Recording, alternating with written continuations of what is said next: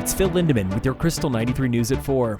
Weekend traffic fell below 100,000 cars for the first time since May. Just over 97,000 vehicles traveled I-70 through Summit Friday into Sunday, a loss of 25,000 cars in just 1 week. Yesterday, westbound traffic never hit 5,000 cars when a fatal crash closed the Eisenhower tunnel for half the day. Local gas prices took a dip in the past week, now as low as $2.81 at the exit 205 Shell in Dillon. But not everyone is so cheap. Just across the street, it's $3.58 at the 7-Eleven Exxon. State average today, $2.82. A pickup driver escaped mostly unharmed after plummeting 300 feet off the $1 million highway outside of Ouray. Denver Post confirms it happened last Thursday. Rescuers rappelled down to the unidentified man, finding him with only minor bruises and cuts.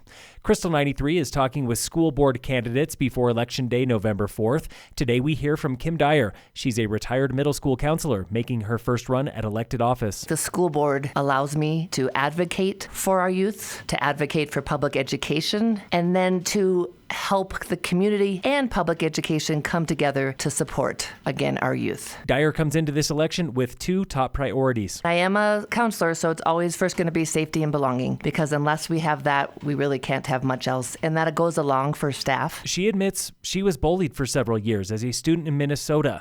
It's one reason she got into counseling. We all have to feel that we feel safe in our schools and that we belong. We will then have the best teaching we can have, and the students will be engaged in their seats and ready to learn. If elected, she looks forward to learning, listening, and collaborating. I really want to be somebody who will listen, who can bring all ideas and thoughts together. I think if we can find what that common ground is, we can build a great school system and a great community. Dyer is one of two candidates endorsed by the local teachers union.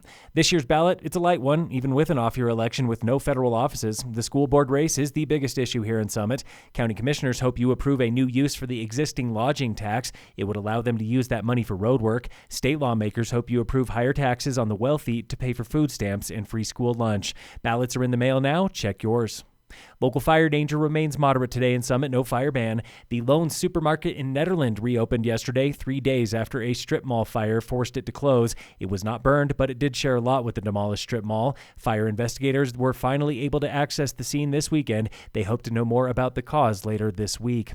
In local entertainment news, coming to the Eclipse in Breck for October, it's Fright Nights, 3 scary movies for young and for old. The Eclipse is rotating through John Carpenter's The Thing, Wes Craven's Scream, and Wallace and Gromit, Curse of the Were-Rabbit, opening night Wednesday. And in sports, the Avalanche, they beat the Sabres today during a midday hockey match, 3-1. Phil Lindemann, Krystal 93 News.